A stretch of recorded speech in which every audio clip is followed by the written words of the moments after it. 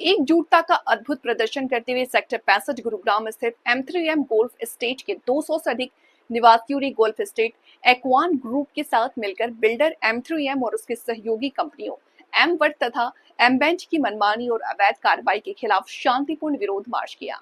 सुबह 10 बजे elevate club से शुरू हुए इस मौन मार्च में निवासी तख्तियों और बैनर लेकर के उतरी और सोसाइटी प्रबंधक में जवाबदेही अनुपालन की मांग उठाई। ये प्रदर्शन शांतिपूर्ण, अनुशासित रहा तथा निवासियों के बिना निर्णय लेना, केवल कुछ लोगों को प्रतिनिधि बनाना, गुप्त बैठकों का आयोजन कर वातावरण शत्रुतापूर्ण बनाना, सप्ताह के दिनों में गोल्फ स्टेट्स के बाहर बैठ के आयोजित करना, जबकि 200 से अधिक निवासी का विरोध था। ये फंड केवल सीए पैक्स के लिए और आरडब्ल्यूए की मंजूरी से इस्तेमाल किया जा सकता है। आरडब्ल्यूए निष्क्रिय होने के कारण ऐसे निर्णय अवैध हैं।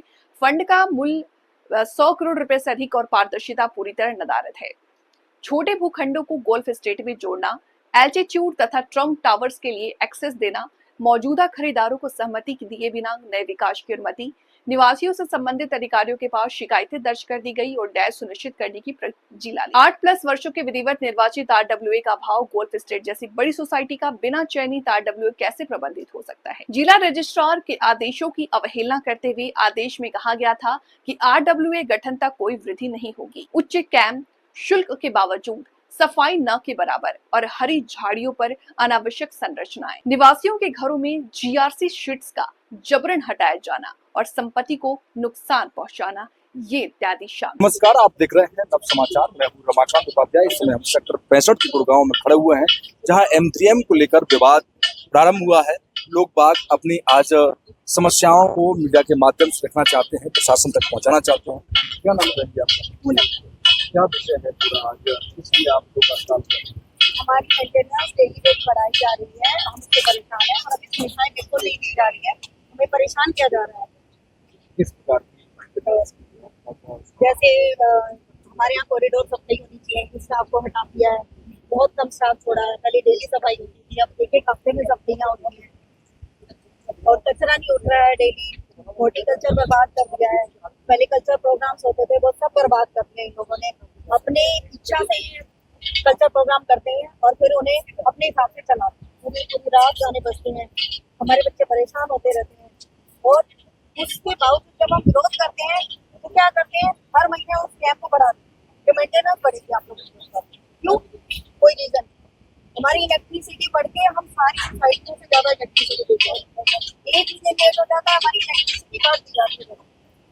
क्या मैसेज अपने रेजिडेंट के साथ कौन ऐसा करता है? 8,000 अराउंड 1.5 लाख पर टन। उसके बावजूद हमें फैसिलिटी हमने कंप्लेन भी कर रखी है, हाईकोर्ट में केस भी डाल रखा है, सब काम डेट भी डेट करती। आप सबको पता ही है, बिल्डर पैसे खिला देता है, फिर डेट भी खिलाती है।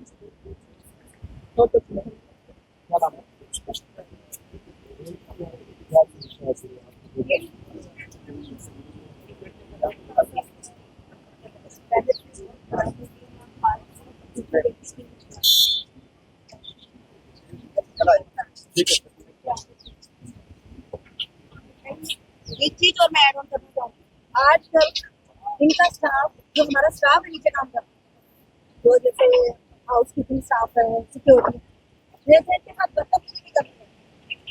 लेडीज को इतना गलत बोलने लगते हैं, हम क्या करें, हम नहीं करेंगे, हम बिल्डर पैसे देता है।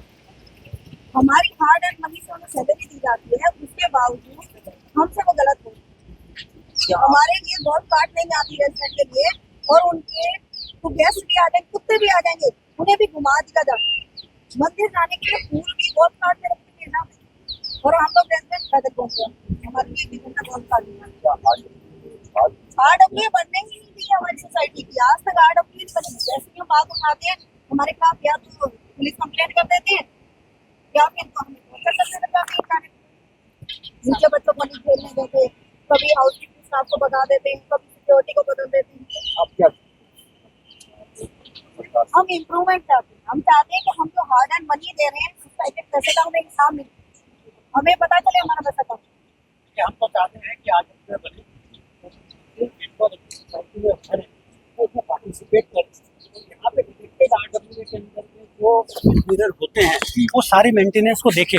देखिए आप सोचिए, हम मेंटेनेंस का पैसा किसको दे रहे हैं? RWA तो है नहीं, हम किसी एजेंसी को दे रहे हैं। वो एजेंसी इनकी खुद की घर की एजेंसी है और वो पेमेंट कर रही है। वो किसको पेमेंट कर रही है? इलेक्ट्रिसिटी कॉमन एरिया किस किस में इंक्लूड है? केवल प्रोजेक्ट का, न केवल सोसाइटी का, बल्कि प्रोजेक्ट जो चल रहे हैं आसपास उनके इलेक्ट्रिसिटी बिल उसमें आ रहे हैं, उनके सिक्योरिटी गार्ड उसमें आ रहे हैं। नए नए वो यहाँ पे जो सोसाइटी के अंदर में गेट खोल दे रहे हैं और नए नए टावर कर रहे हैं। क्योंकि वो RWA इसलिए नहीं बनाना चाहते कि उनकी मंशा जो है, यहाँ पे जो 2 टावर चालू हुए थे उसके जगह उन लोग 50 टावर खड़ा करना चाहते हैं। 1 बाय 1 टावर खड़ा करेंगे और उसके बाद नंबर ऑफ पीपल बढ़ा देंगे। आप सोचिए, एक परिवार के अंदर में अगर नंबर ऑफ पीपल बढ़ते हैं तो आपका टोटल खर्चा जो है प्रोपोर्शनेट कम होता है। ये कैसी सोसाइटी हमने देखी है कि पहले जो यहाँ पे 700 से 800 लोग थे, अब वो 1200 लोग पहुंच चुके हैं और नए नए टावर बढ़ते जा रहे हैं। उसके बाद भी यहाँ पे जो कॉमन एरिया मेंटेनेंस का खर्चा है वो पर स्क्वायर फीट वो बढ़ाते जा रहे हैं। साथ के अंदर में कॉमन एरिया का जो इलेक्ट्रिसिटी बिल है वो उसमें बढ़ता जा रहा है। और जितने लोगों ने भी जो है प्रशासन के अंदर में कंप्लेन करी है और डिस्ट्रिक्ट रजिस्ट्रार ने ऑर्डर दिया है, उसने शोकॉज दिया है, उसने एनुअल जनरल मीटिंग बुलाने के लिए बोला है, उसके बावजूद भी उसकी देखी नहीं हो रही है, अनसुनी हो रही है, क्योंकि उनकी कहीं ना कहीं किसी से मिली भगत है। और इसी कारण से जो है इस सोसाइटी के अंदर में कुछ इम्प्रूवमेंट नहीं हो रहा। एक चीज़ और बोलना चाहूँगा मैं, अभी यहाँ पर प्रीपेड और पोस्टपेड मीटर का भी हमारी सोसाइटी में एक मुद्दा चला था। इन लोगों ने बहुत सारे लोगों को जबरदस्ती प्रीपेड के ऊपर कन्वर्ट कर दिया था, जो कि लॉ नहीं कहता।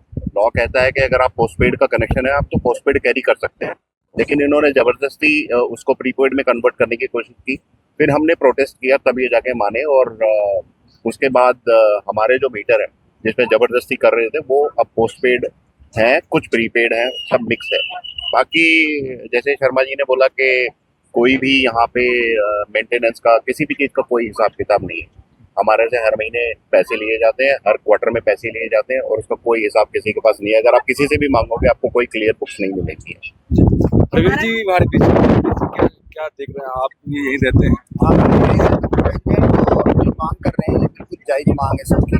और यहाँ पे जो IFM इसको जो बिल्डर जो इसका हिसाब नहीं दे रहा है वो उसको हिसाब देना चाहिए। 2017 से 100 करोड़ रुपए को रख के बैठा है, ना कोई IFD कर रहा है, पता नहीं उसकी FDA है क्या है, कोई पेपर वो नहीं दे रहा है। और इधर को अगर RWA बनाने की बात करते हैं तो किसी को पुलिस स्टेशन में बंद करवा देता है, किसी को के बाउंसर भेज देता है, किसी को कॉल करके धमकी दिलवाई जाती है। इस तरह का बिल्डर को नहीं करना चाहिए।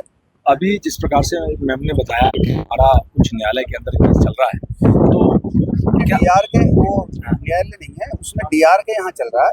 DR ने ऑर्डर कर दिया इनको कि इनका जो है जो मेंटेनेंस है कम किया जाए और नहीं बढ़ाया जाए, ऑर्डर कर दिया उसने। लेकिन उसके बावजूद उसकी DR की यहाँ पर बिल्कुल नहीं मानी जाती। मुख्यमंत्री जी से अभी मैं मिला था खुद इस बारे में, उनको मैंने बोला था, उन्होंने DR को मेरे सामने DC साहब भी थे, सब थे वहाँ पर, उनको बोला था। लेकिन उस मुख्यमंत्री जी की बात को भी मुझे नहीं लगता DR यहाँ कोई सुन पाएगा, क्योंकि DR ने मुख्यमंत्री जी के कहने के बाद में ऑर्डर उसके खिलाफ निकाल दिया, क्योंकि वो सब बिल्डर से थोड़ा सा तालमेल रखने वाले। आपका क्या कहना है? आपका कहना है कि इसमें आपने पढ़ा हुआ है कि हमारा गोल्फ फेस्ट वापस तो हम घर के मालिक हैं, ना कि नौकर। हाँ, तो बस वही चीज हमें चाहिए, हमारा राइट चाहिए हमें कि हम लोग अगर समझ लो भाई जैसे ऑनर हैं सब लोग, तो उनको उतना तो मिलना चाहिए जितना भाई उन्होंने इन्वेस्ट किया है, सब कुछ करा है। और आप लोगों से अब एक गुजारिश है हम लोगों, भाई ये ज्यादा से ज्यादा ये चीज आप लोग पूरे मीडिया में बोल के हम लोगों को, आप लोगों का भी सपोर्ट चाहिए हमें। महेश, आज ये समस्या जो MTM को लेकर और निवासियों के बीच में बात चल रहा है काफी लंबे समय से, और 100 करोड़ से ज्यादा लोगों के नाम के पास हमारा फंड रखा हुआ है IFMS, तो वो अभी तक ट्रांसपेरेंसी नहीं है रेजिडेंस उनके बीच में, तो कैसे देखते हैं? क्या है पूरा विषय? थोड़ा सा ये देखो, सिक्योरिटी डिपॉजिट होता है जो शुरू में दिया जाता है, तो वो पूरी सोसाइटी का हमने दिया था इनको। और उसके बाद में उसमें से इन्होंने कितना खर्च कर दिया, क्या कर दिया, हम जब से इनसे कह रहे हैं कि भाई कोई FD है, कहाँ पे है पैसा, कहीं पे तो पार्क किया होगा, उसकी FD कराई होगी या किसी खाते में होगा, कुछ नहीं बताते हैं, बस साइलेंट है, उसमें बताते ही नहीं है। और ये जबकि IFMS को खर्च करने के लिए लोगों की GBM करानी होती है, लोगों की सहमति लेनी होती है, लेकिन आज तक यहाँ कोई GBM हुई नहीं है, कोई RWA नहीं है। और वो पैसा पूरा RWA के खाते में होना चाहिए, लेकिन वो पैसा जो है सारा मेंटेनेंस एजेंसी के पास है, हिसाब वो देते ही। आज आप प्रदर्शन कर रहे हैं, आगे क्या सोचा है कि इस कार्रवाई के आगे नेक्स्ट स्टेप क्या होगा आपका? आगे अभी हमने जो है डिस्ट्रिक्ट ग्रीवेंस कमेटी में लिस्ट कराया है अपना मुद्दा, सीएम साहब को अभी हम जा करके जो नेक्स्ट मंथ जो भी ग्रीवेंस कमेटी की मीटिंग होगी उसमें सीएम साहब को बताएंगे, पूरी कोशिश करेंगे यहाँ से न्याय मिले। नहीं मिलेगा तो कल फिर हम हाई कोर्ट भी जाएंगे, सुप्रीम कोर्ट जाएंगे, लेकिन लड़ाई पूरी लड़ेंगे।